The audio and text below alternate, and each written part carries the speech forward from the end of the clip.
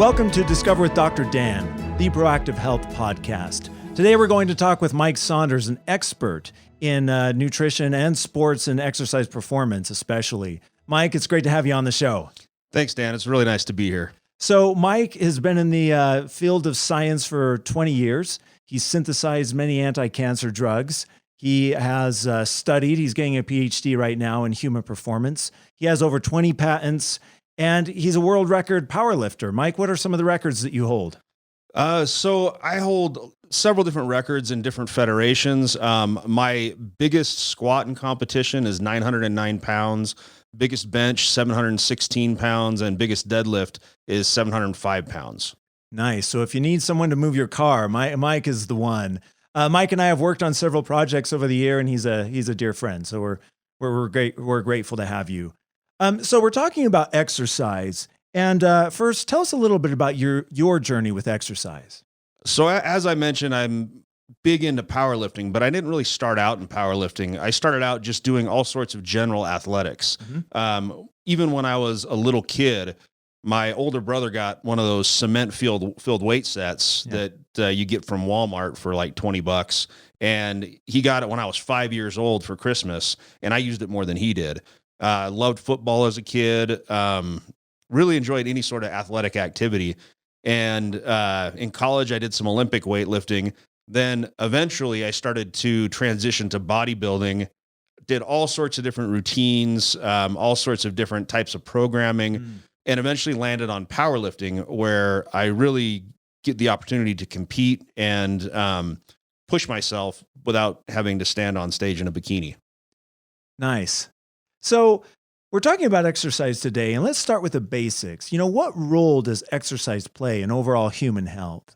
So as far as human health goes, there's very few things that you can do for yourself better than exercising on a regular basis. If you want to have good cardiovascular health, it's really important to exercise, especially aerobic exercise is really great for your cardiovascular system. So specifically, what does exercise do to your cardio system? So there's several different things that both resistance training and aerobic exercise can do for you. One of the key things, when I'm active, anytime I'm moving, it actually increases my heart rate, which increases the amount of blood that's flowing through my system. Okay. Which increases something called shear stress in my arteries. That's basically the pressure from the blood flowing through my arteries against the artery wall, the endothelium of that artery. And when that shear stress increases, it actually activates several different gene expression pathways, such as the eNOS pathway, which is your endothelial nitric oxide synthase pathway, which increases the amount of nitric oxide in our system, which increases blood flow through vasodilation, and also has an entire cascade of gene expression signaling pathways that activates as well. And all this really leads to better health and reduced incidence of things like plaques building up in your arteries. Nice. I think shear stress is something that a lot of our listeners don't know about, right? So it's interesting to be able to talk about that. Also, nitric oxide, right? A lot of people in the know, they know that it's a vasodilator, but the effect on gene expression to help to modulate the chemical switches in the body, that's really cool stuff. Yeah, it has some tremendous effects on overall body inflammation and several other areas as far as just overall health that people really don't think about. Yeah. When people think of nitric oxide, they're thinking, I'm going to get a pre-workout with nitric oxide in it, or a nitric oxide precursor to get a pump when I'm working out. Right. But it's really something that your body needs for overall health. Very interesting. So let's talk about macronutrients, right? When you talk about exercise and sport performance, macronutrients are always connected in some way. So why don't you tell us a little bit about macronutrients and their role in exercise? So this is really a huge topic. There's three basic macronutrients: protein, carbohydrates, and fat. Two of these macronutrients are basically energy molecules. That's carbohydrates and fat. When I eat carbohydrates, my body can use those carbohydrates as fuel to produce energy for my muscles when I'm exercising. Now, the drawback for carbohydrates is you get this large insulin spike when you're eating simple carbohydrates. And that large insulin spike can cause other metabolic health problems. But there is a time and a place for carbohydrates. They're villainized right now in the media. If you think about what's the unhealthy macronutrient, people think carbohydrates. Right. And there's some truth to that because simple sugars really are the dominant carbohydrate that people eat. Mm-hmm. But post-workout, for example, if I'm interested in adding mass, gaining muscle size, if I eat a little bit of simple sugars post-workout, it causes an insulin spike, which actually triggers muscle growth. So in that instance, it can be a beneficial thing as long as we're staying in balance and watching the amount of simple sugars that we eat, then we're going to be okay. Now, I also mentioned fat and protein. Mm-hmm. Fat is actually in a lot of ways an ideal energy source. There are fats that our body needs for structural purposes. Our brain is mostly made up of fat. Our cell walls are made up of fat. If we're not getting enough fat, we have mood issues. Our body doesn't work properly. So we need specific fats in order to stay healthy. Right. But then beyond that, we can use fat as an energy source that does not spike insulin levels. So fat isn't necessarily the villain that people thought it was back in the 80s and 90s. The third macronutrient is protein. And I'm a huge believer in protein. Protein is a structural molecule. It's something that makes up all of the enzymes in our body, the enzymes that are responsible for catalyzing different reactions, that are responsible for keeping our body going. It also makes up our muscle, and it also makes up our hair and our skin. Protein is actually a great beauty from within macronutrient because if we eat enough protein, we have healthier skin, healthier hair. It shows up in our appearance. Now, most people would say that the amount of protein that you absolutely need just for those structural considerations is about 0.5 gram per pound of body weight. For somebody that wants to improve in the gym, wants to get leaner, wants to reduce body fat, increasing your protein intake higher than that, up to 1.5, even 2 grams per pound of body weight, can be beneficial. Okay. Nice. So that's really interesting. Like you said, a lot of times we want to demonize one of these macronutrients. And so what you're saying is that in a certain times and places, they're all beneficial to human health and exercise performance. Yeah, every single one of these macronutrients has been demonized at some point. People have said, oh, if you eat too much protein, your kidneys will fail and you'll die. People have said, if you eat too much fat, you'll get fat. People have said, if you eat too much carbs, insulin spike and metabolic health problems. The key really is having a healthy approach to the macronutrients, not eating in excess, eating the correct amount of food for what your goals are. I love that. So let's now talk, macronutrients is a big deal. Let's now talk about anaerobic versus aerobic exercise. Again, this is a big deal. So why don't you first tell us what's the difference between anaerobic and aerobic exercise? So with aerobic exercise, most people are somewhat familiar with that because you think of aerobic exercise, you think of calisthenics, you think of walking or jogging on the treadmill. Most of these exercises are aerobic in nature. And what that means is that when I'm metabolizing my sugar or fat for energy, I'm actually using oxygen in that metabolic process. Anaerobic exercise is sprinting or lifting weights, especially lifting heavy weights. And that's when my body is being used at such a high intensity rate that I can no longer use oxygen in the metabolic process. So I'm using pure carbohydrates for energy source or creatine or a few other things. And no oxygen is involved. And that's really when I start to get to that lactic acid failure point. Most people can jog for a lot longer than they can sprint. And that's because when I'm jogging, I'm using energy and clearing those metabolic byproducts like lactic acid and inorganic phosphate fast enough so that my muscles don't fail. But when I don't have oxygen present, then I'm not able to clear those metabolic byproducts that are in increased amounts. And so I get more inorganic phosphate, more lactic acid buildup, and it gets to the point where my muscles start to shut down and no longer can function, and I reach muscle failure. Okay. That's very cool. So let's get into some actionable things. I mean, the whole purpose of this podcast is to arm our listeners with actionable things that they can do to be healthier. So if I'm a woman and I want to lose weight, what type of exercise should I do? Anaerobic, aerobic, combination? So first off, I want to correct a little bit of a misconception. When people think of losing weight, they often think, oh, I'm going to start going to the gym more because I want to lose weight. That's really not the approach you should be taking. So that's actually really important this time of year, right? Because we're all hitting the gym, we all have our resolutions, and we think that, that we need to hit it hard. Yeah, and the gyms are crowded this year because everybody wants to lose weight. At the beginning of the year, that's always the way it works. But exercise is such a small portion of the calories that we burn throughout the day. We have something called a base metabolic rate. That's basically the amount of calories that we burn just doing nothing, just sitting down, basically doing whatever we do normally throughout the day without exercise. And depending on the person, that's going to average between 1,500 and 2,000 calories per day. Now, if I go and exercise for half an hour of cardiovascular exercise on the treadmill, so this is aerobic type exercise, walking or jogging on the treadmill, I'm probably going to burn maybe 200 to 300 calories tops. So that's about 10% to 15% at the most additional calories that I'm burning doing my exercise.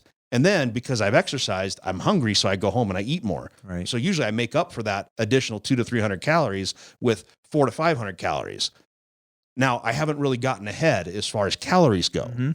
So exercise, especially cardiovascular exercise, treadmill type exercise, that is not for weight loss. That is for health. That is for improving the health of your cardiovascular system, reducing incidence of cardiovascular disease, heart attack, things like that.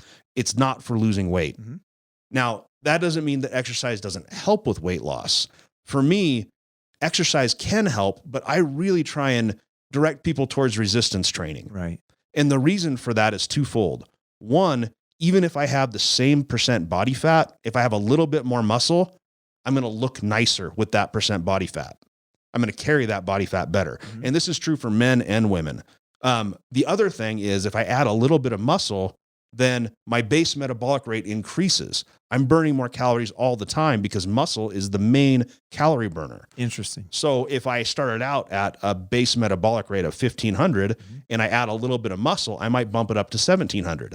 So now instead of having to run on the treadmill for 30 minutes to get that extra 200 calories, I'm getting it every day just by that little bit of muscle that I've added. Okay. So again, if I'm a woman and I want to lose weight, should I go into the gym for an hour a day? What type of macros should I take on the nutrition and on the exercise side to really help to move that needle? If I'm a female or a male, anybody that wants to lose weight, and this is part of that misconception that I hear all the time from women, especially. I don't want to get bulky, so I'm not going to do resistance training. Getting bulky isn't about resistance training. It's about diet. And it's really hard to do. You have to work at it. You have to be doing it with intent.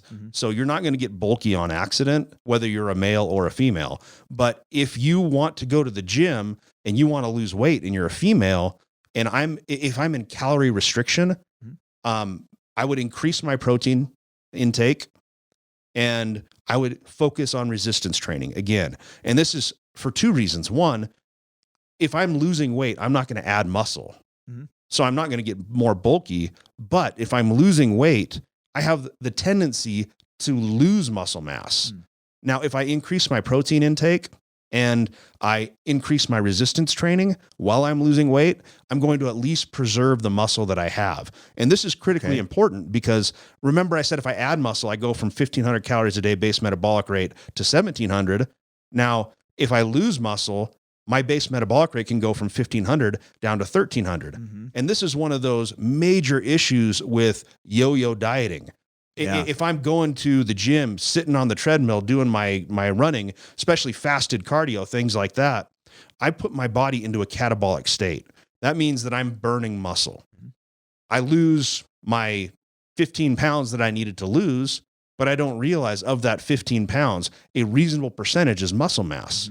So now, after I've lost that 15 pounds, I go back to my normal diet and my base metabolic rate has gone from 1,500 down to 1,300 calories a day. And I start gaining weight again, even at what I thought was a maintenance calories from before my diet. So I do this in series over and over again. And I basically destroy my metabolism such that I'm no longer able to burn a reasonable amount of calories in a day. And I become what people call skinny fat, where I don't have any muscle, and my body weight might be good, but I still don't look the way I want to look because I have excess body fat. Yeah. Well, and that's really interesting, right? Yo-yo dieting is dangerous, right? I mean, the body tries to adapt, and if you're changing things in and out, the body has a hard time adapting, and that can be dangerous for metabolic health and other parameters. Yeah, that's exactly true. The body is very adaptable. If I am teaching my body how to starve, then my body's only going to be good at starving. If I'm teaching my body how to be efficient in burning calories and how to be healthy about burning calories, then I can lose weight, but maintain that higher metabolism. Right. So let's now talk, if I'm a guy or a gal and I want to bulk up, how would I do that? So this is the same thing is with dieting, except for in reverse, really. Anytime you want to gain or lose weight, it starts in the kitchen. Now, if I want to add mass, all I have to do is start eating more calories. And if I want to add muscle mass, I need to add resistance training.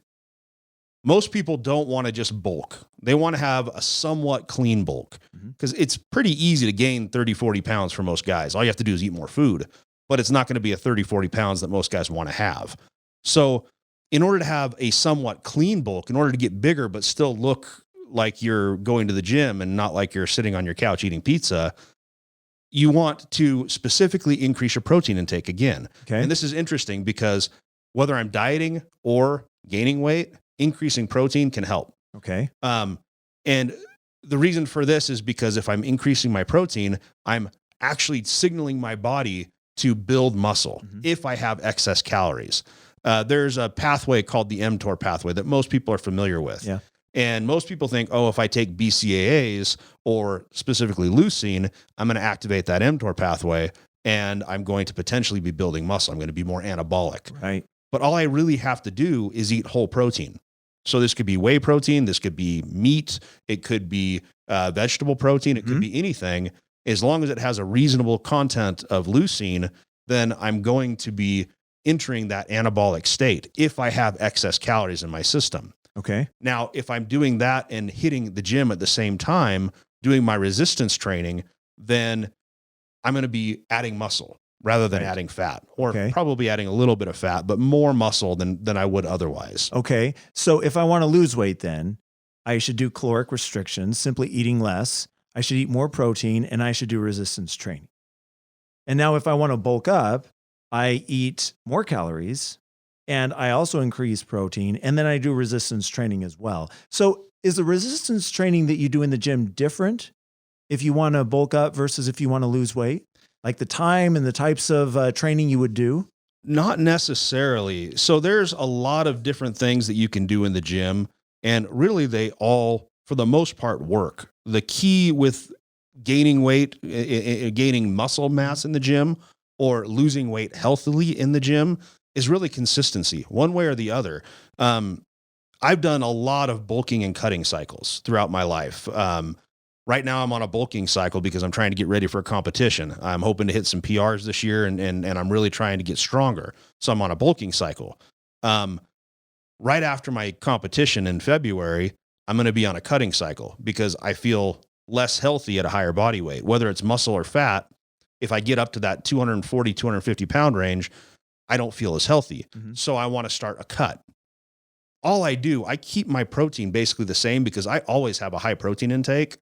So I keep my protein basically the same. I make sure I have enough fat, and then I use carbohydrates to give me either more or less calories, depending on whether I'm bulking or cutting. Okay.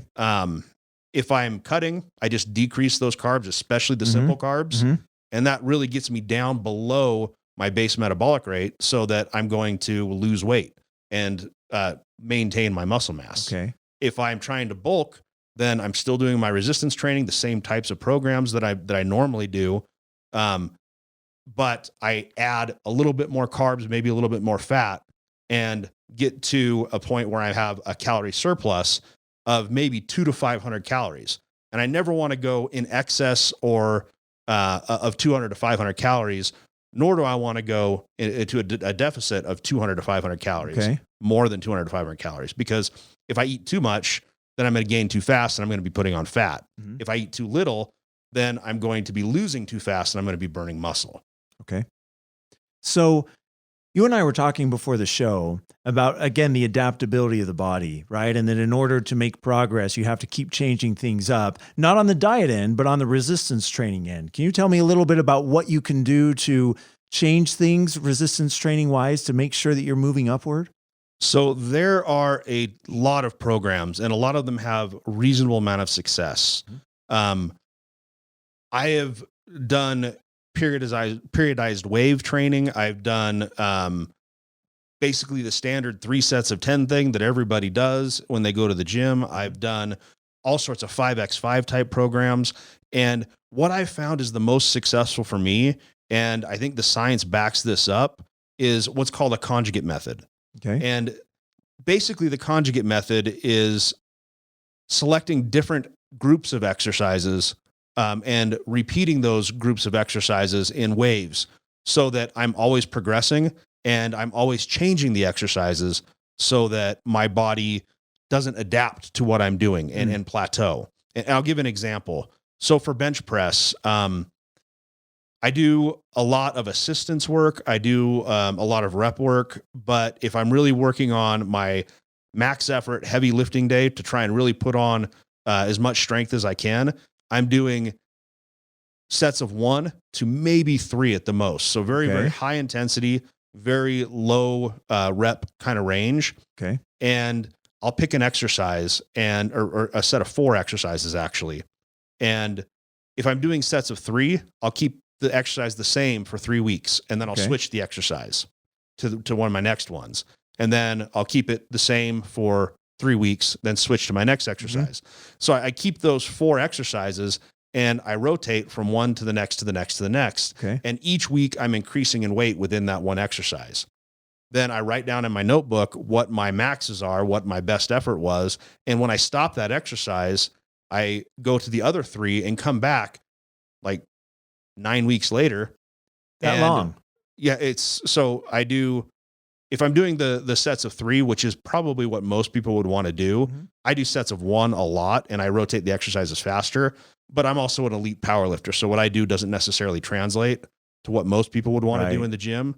So for the average person, it would be much better to do these sets of 3. Okay. And what I would do is I would start off with 95% of my max from the previous time. Okay. Then the first week I do 95% for sets of 3. Okay. And I might do 5 sets of 3. And then my last set, just do as many as I can. Okay. And then the second week I would do 100% of my max from last time. And I would do 5 sets of 3. And then for my last set, as many as I can. And then for the next week, I would do 105%. So basically I'm increasing a little bit every time I do one of these waves. Okay. And then after that 105%, I stop that exercise, go on to the next one. Okay. And then I do that for 4 different exercises and then come back to the first one and start over again at 95% of what my max was the previous time I did it. And so I continually progress. I'm continually moving forward so that after a year, whatever my 100% was when I started is probably now 120, 130% of what it was. And I've always kept track and I always know what I'm doing. And then I might switch exercises entirely after 6 months to a year of doing these sets of 4 or these 4 different exercises. And I might switch to entirely different exercises. They're all related to bench press, but they're not the same exact thing every time. Interesting. I think that's a principle that a lot of us don't really know, right? I know when I go to the gym, it's like you said, it's just the standard reps. And I do the same thing when I go in each time. So the idea of mixing things up and constantly moving the percentage, that's really interesting. Yeah. And the mixing thing is critical as far as preventing your body from plateauing. But the most important thing is that constant progression.